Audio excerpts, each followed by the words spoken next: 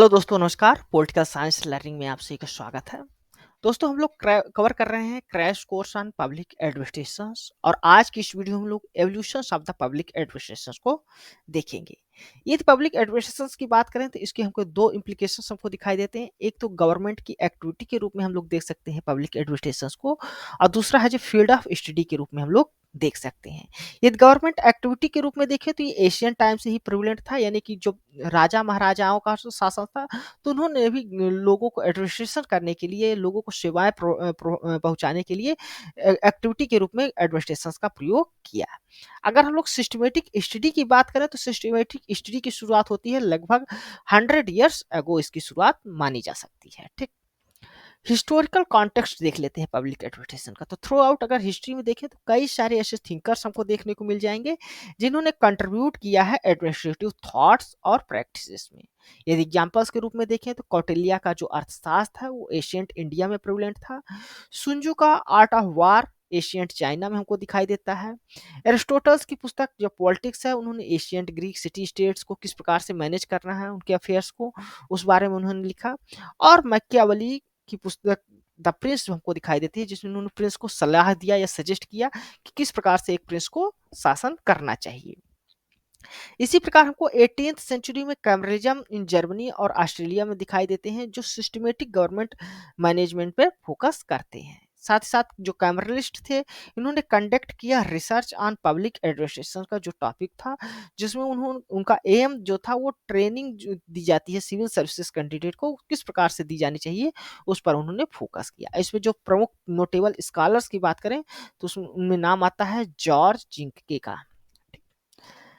Public administration as a distinct field of study की बात करें तो इसकी शुरुआत यूएसए में होती है, और इसमें कई सारे ऐसे सेवरल फैक्टर्स थे जिन्होंने कंट्रीब्यूट किया था पब्लिक एडमिनिस्ट्रेशन के डेवलपमेंट में 20th सेंचुरी में। इस बारे में रुमकी बासु जो है, उन्होंने सेवरल फैक्टर्स को गिनाए हैं। तो वो कौन कौन से सेवरल फैक्टर्स हैं उनको देख लेते हैं। पहला है साइंटिफिक मैनेजमेंट मूवमेंट है, जिसको लीड किया जाता है एफ.डब्ल्यू. टेलर्स के द्वारा। दूसरा था 19th सेंचुरी में जो इंडस्ट्रियलाइजेशन आता है, जिसकी वजह से कई सारे लार्ज स्केल्स ऑर्गेनाइजेशंस हमको दिखाई देते हैं, और इनको मैनेज करने के लिए हमको सिस्टमेटिक स्टडी की आवश्यकता होती है।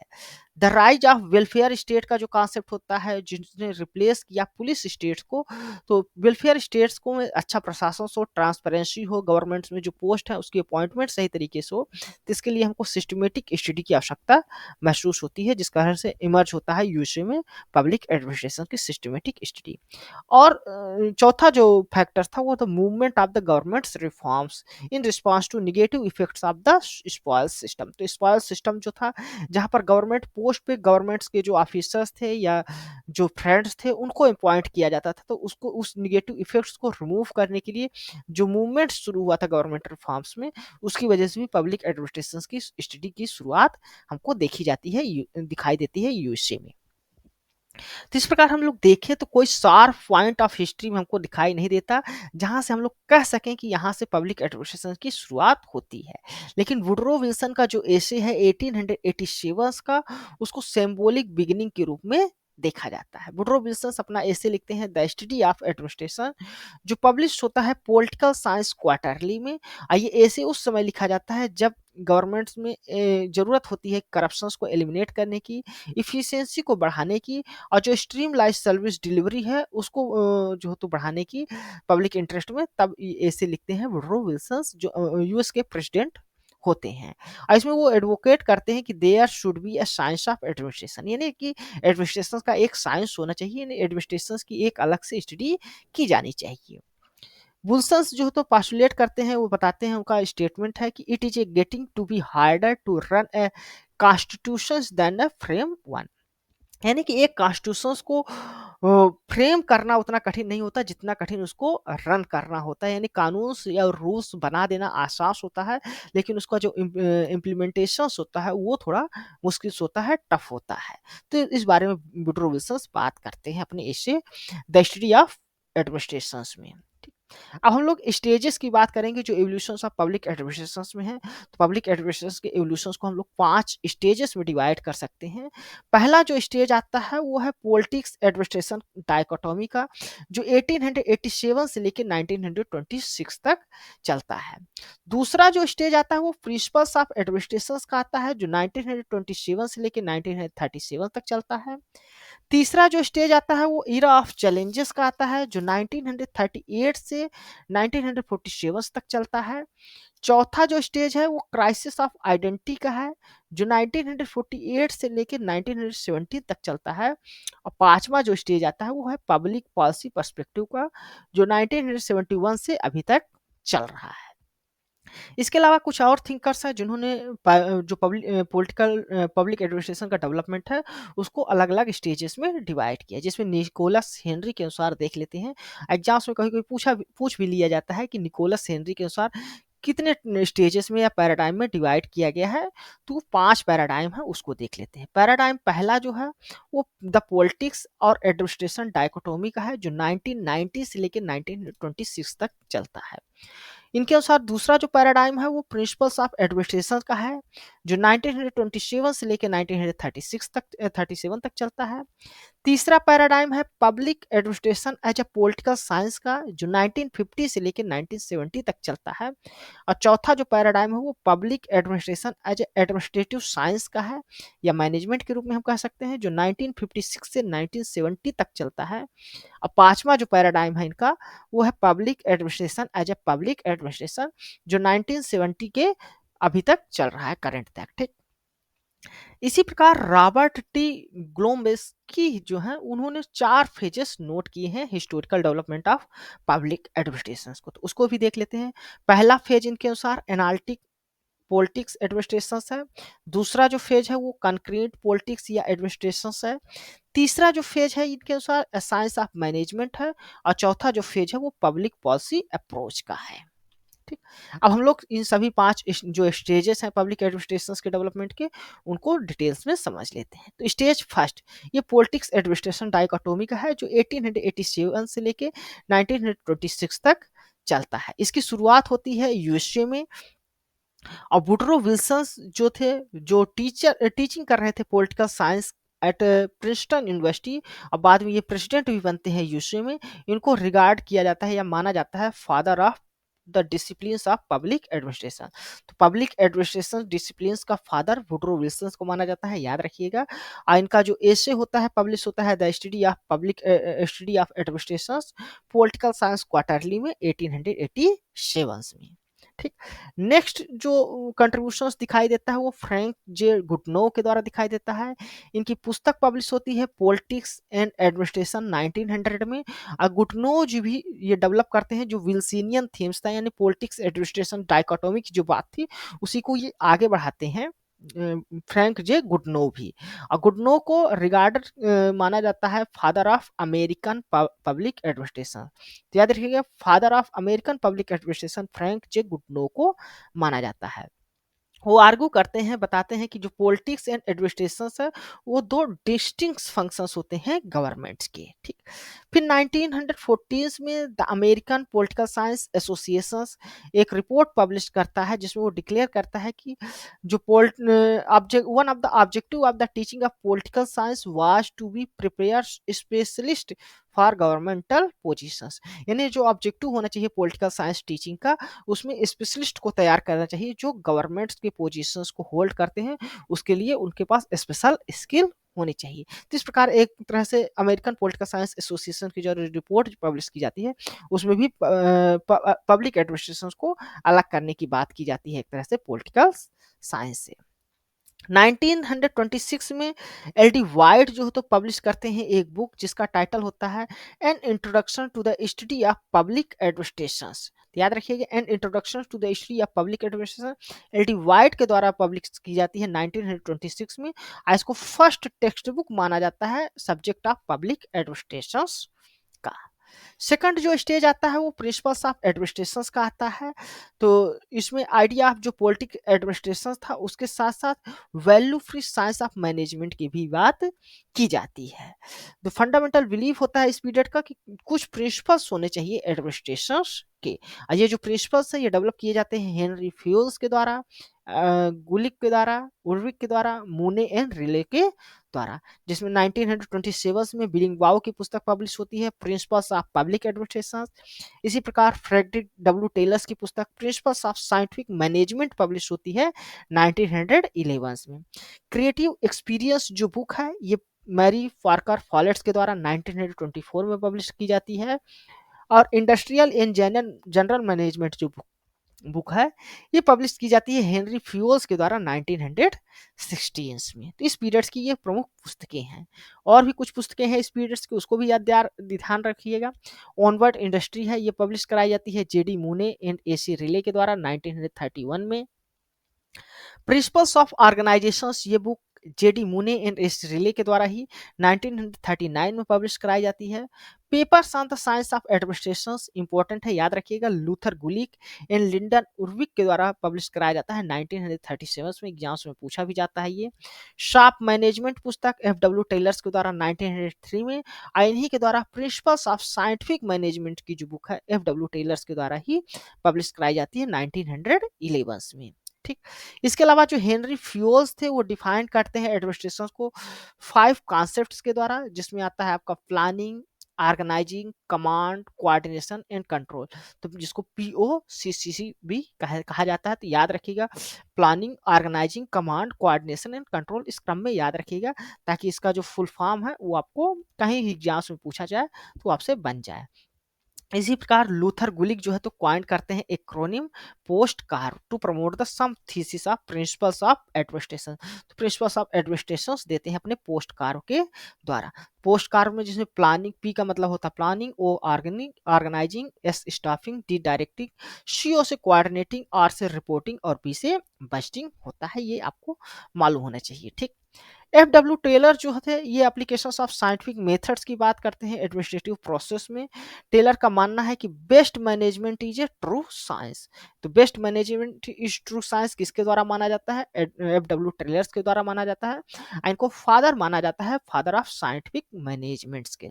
इसी प्रकार मैक्स वेबर इस पीरियड में डेवलप करते हैं अपना आइडियल मॉडल ऑफ ब्यूरोक्रेसी। तो आइडियल मॉडल ऑफ ब्यूरोक्रेसी किसके द्वारा डेवलप किया जाता है? मैक्स वेबर का। किस स्टेज में डेवलप किया जाता है? तो सेकंड स्टेज जो होता है जिसमें प्रिंसिपल्स ऑफ मैनेजमेंट की बात की जाती है, एडमिनिस्ट्रेशन की बात की जाती है उसमें। तो इस पीरियड्स को यदि बात करें 1927 से लेकर 1937 तक जो चलता है, इसको ट्रीट किया जाता है golden era of principles of and technique जो पब्लिक एडमिनिस्ट्रेशन है उसके लाइफ में। ठीक। थर्ड स्टेज जो आता है वो इरा ऑफ चैलेंजेस का आता है। इस स्टेज में ह्यूमन रिलेशंस और बिहेवियरल जो अप्रोच है उस पर फोकस किया जाता है और जो पॉलिटिक्स एंड एडमिनिस्ट्रेशन की डायकोटोमी है उसको रिजेक्ट कर दिया जाता है। साथ ही साथ इस फेज में जो प्रिंसिपल्स ऑफ जो एडमिनिस्ट्रेशन है उसको भी चैलेंज किया जाता है, उसको भी क्रिटिसाइज किया जाता है। और माना जाता है कि इसमें लैक ऑफ दिखाई देती है, साइंटिफिक वैलिडिटी की कमी दिखाई देती है और यूनिवर्सल जो रिलेवेंसी है वो भी इसकी नहीं दिखाई देती, यानी यूनिवर्सल रूप से सभी जगह ये लागू नहीं होता।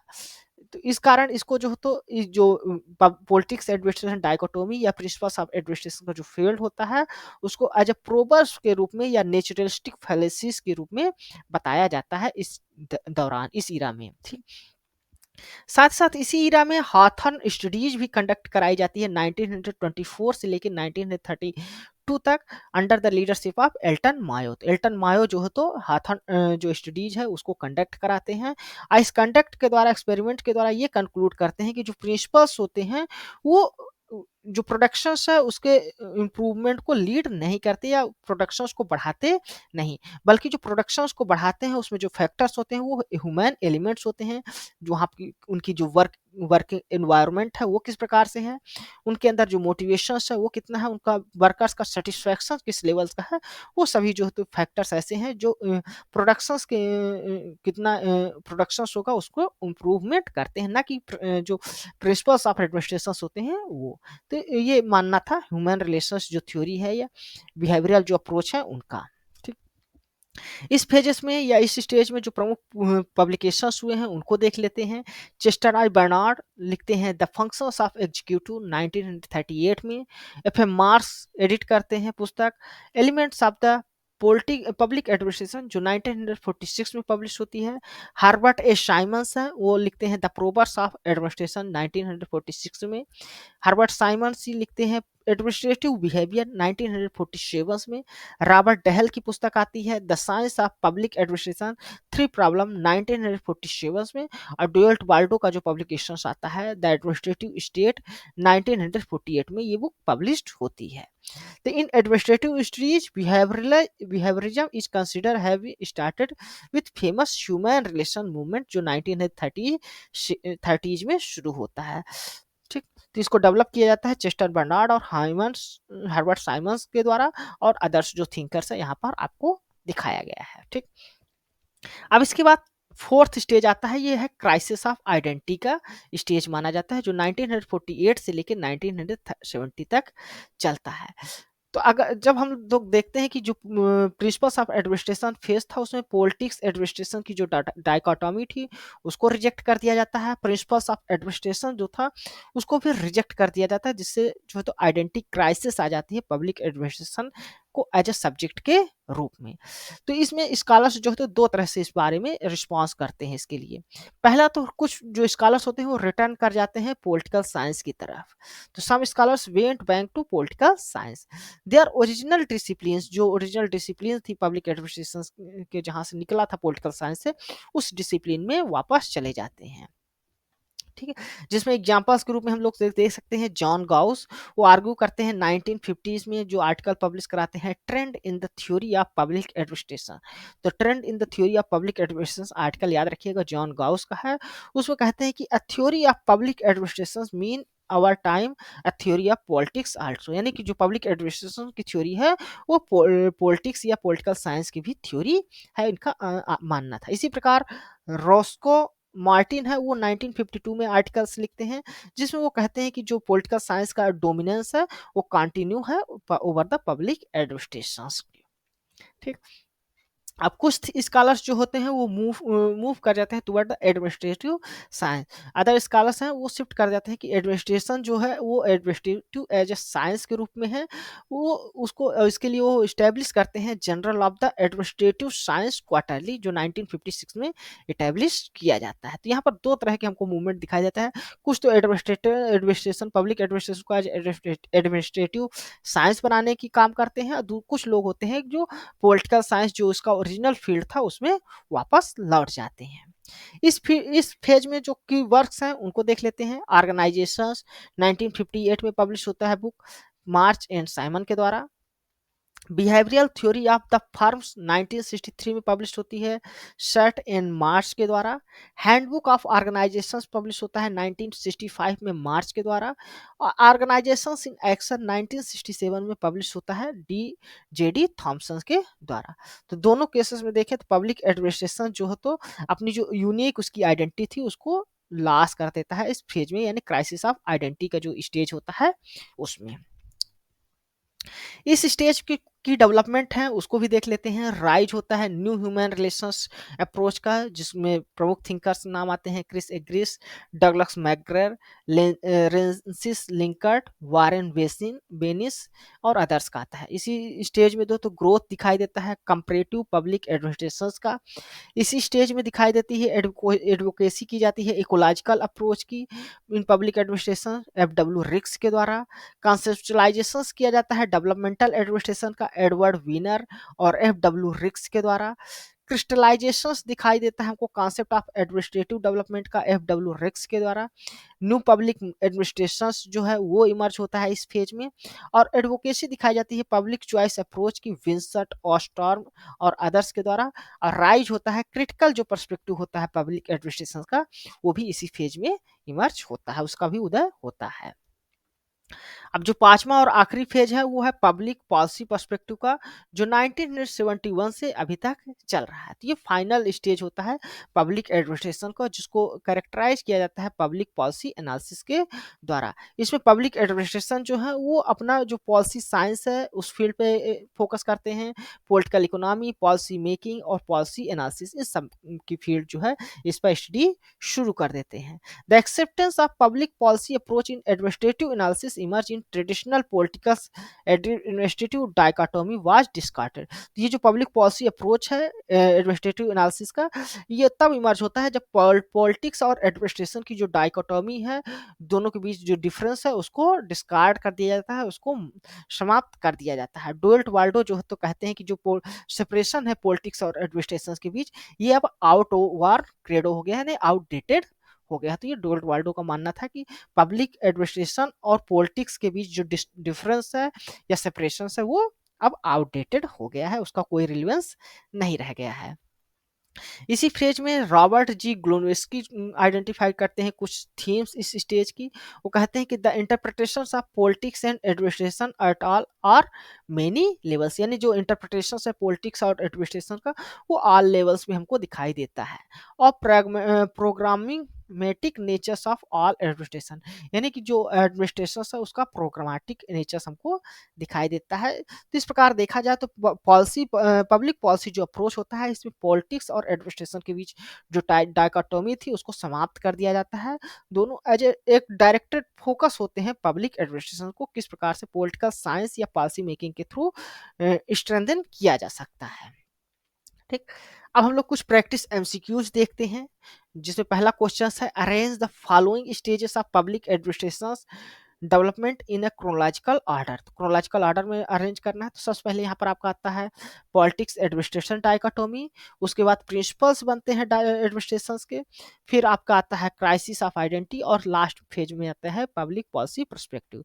यानी कि बी डी ए सी आपका यहाँ पर सही होगा, यानी फर्स्ट नंबर जो आपका ऑप्शन है वो यहाँ पर करेक्ट होगा। ठीक ना, तो 5 स्टेजेस हैं पॉलिटिक्स एडमिनिस्ट्रेशन डाइकोटोमी जो 1887 से 1926। फिर सेकंड स्टेज आता है प्रिंसिपल्स ऑफ एडमिनिस्ट्रेशन का, third stage era of challenges का, fourth stage crisis of identity का, और फिफ्थ जो स्टेज होता है पब्लिक पॉलिसी पर्सपेक्टिव का होता है।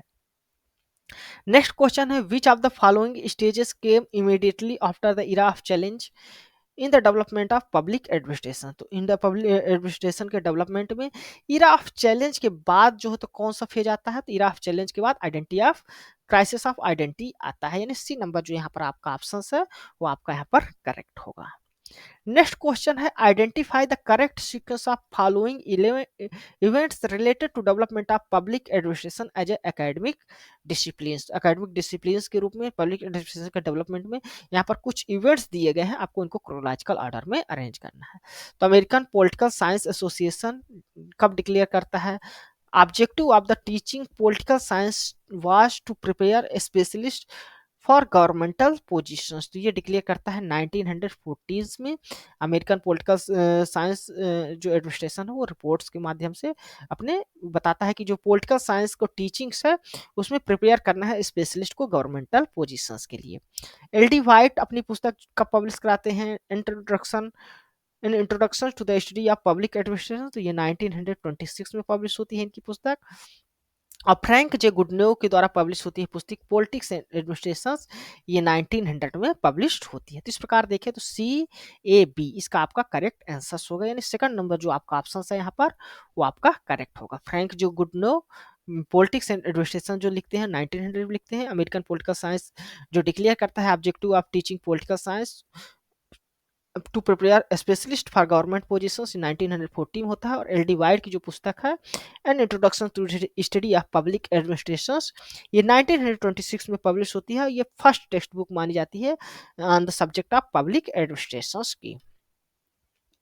नेक्स्ट क्वेश्चन है who is the author of the science of public administration three problem. तो इस पुस्तक के ऑथर्स कौन है, तो इस पुस्तक के ऑथर हैं चेस्टर रॉबर्ट ए डहल हैं। तो रॉबर्ट ए डहल अपना एसे लिखते हैं the science of public administration three problem, ठीक, 1947 में। नेक्स्ट क्वेश्चन है match the following works with their authors. तो यहाँ पर कुछ वर्क्स दिए हैं और ऑथर्स दिए हैं, आपको इनको मैच कराना है। तो ऑर्गेनाइजेशंस जो बुक लिखी जाती है ये मार्च एंड साइमन के द्वारा लिखा जाता है। बिहेवियरल थ्योरी ऑफ फर्म ये शर्ट एंड मार्च के द्वारा लिखा जाता है। हैंडबुक ऑफ ऑर्गेनाइजेशन जो है वो मार्च के द्वारा लिखा जाता है। और organization in actions G D Thomson के द्वारा लिखा जाता है। तो यहाँ पर आपका फर्स्ट नंबर जो आपका ऑप्शन है वो करेक्ट होगा। नेक्स्ट क्वेश्चन है what was the historical context in which Wilson road his essay the study of administration. तो स्टडी ऑफ एडमिनिस्ट्रेशन जो विडरो विल्सन के द्वारा लिखा जाता है वो किस हिस्टोरिकल कॉन्टेक्स्ट में लिखा जाता है, क्यों लिखा जाता है? तो ये नीड होती है eliminate corruption and improve efficiency को इम्प्रूव करने की जरूरत होती है। जो करप्शन होता है उसको एलिमिनेट करने की आवश्यकता होती है। उस कॉन्टेक्स्ट में ये अपना एसे लिखते हैं द स्टडी ऑफ एडमिनिस्ट्रेशन। ठीक। नेक्स्ट क्वेश्चन है where was the Wilson's essay the study of administration published. तो विल्सन का वुडरो विल्सन का जो एसे है स्टडी ऑफ एडमिनिस्ट्रेशन वो कहाँ पर पब्लिश होता है? तो वो पब्लिश होता है पॉलिटिकल साइंस क्वार्टरली में। ठीक। तो धन्यवाद दोस्तों, ये था हमारा एवोल्यूशन ऑफ पब्लिक एडमिनिस्ट्रेशन किस प्रकार से हुआ है उस पर वीडियो। यह वीडियो आपको कैसा लगा है अपने कमेंट्स के माध्यम से हमें जरूर बताइएगा। साथ ही साथ आप हमारे इस चैनल पॉलिटिकल साइंस लर्निंग को सब्सक्राइब करें। हमारा जो यूट्यूब टेलीग्राम चैनल्स है उसको भी आप लोग ज्वाइन कर सकते हैं। डिस्क्रिप्शन में लिंक है वहाँ से आपको। और आपको यह वीडियो कैसा लगा है अपने कमेंट्स के माध्यम से जरूर बताइएगा। साथ ही साथ आप हमारे इस वीडियो को लाइक करें, हमारे इस चैनल को सब्सक्राइब करें और अपने दोस्तों के साथ भी शेयर करें। धन्यवाद, थैंक यू।